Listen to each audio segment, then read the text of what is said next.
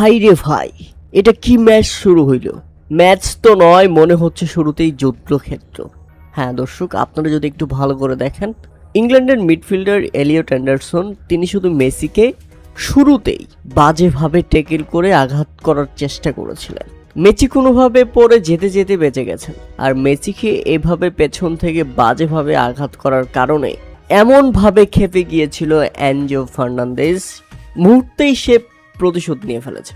আর তাতে ম্যাচের ৩৩তম মিনিটের মাথায় দু দলের খেলোয়াড়দের মধ্যে লেগে যায় তর্ক বিতর্ক, এক পর্যায়ে হাতাহাতিতে পর্যন্ত রূপ নিতে গিয়েছিল, কিন্তু রেফারি সবাইকে থামিয়ে দিয়েছেন। আপনারা যদি দেখেন রিপ্লাই, অ্যানজো ফার্নান্দেজ ইংল্যান্ডের সেই মিডফিল্ডার এলিয়ট অ্যান্ডারসনকে রীতিমতো গিয়ে ঘাড়ে আঘাত করে।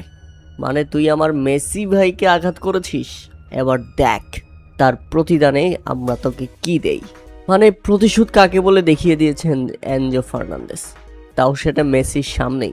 ম্যাচের ৩ মিনিটের মধ্যেই যদি এত কিছু হয়ে যায়, তাহলে একবার চিন্তা করেন আজকে পুরো ৯০ মিনিটে কত কিছু হয়ে যেতে পারে।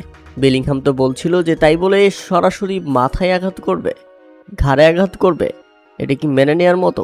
শুরুতেই দুই দলের খেলোয়াড়দের মধ্যে এমন উত্তেজনাপূর্ণ মুহূর্ত সত্যি বেশ আজকের ম্যাচটা জমিয়ে তুলেছে। এখন দেখার বিষয় পুরো ৯০ মিনিট আসলে কি কি ঘটে।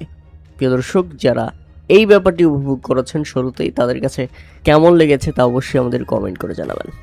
একেবারে বাঘে বাঘে, শেয়ানে শেয়ানে টক্কর আজকের এই ম্যাচ।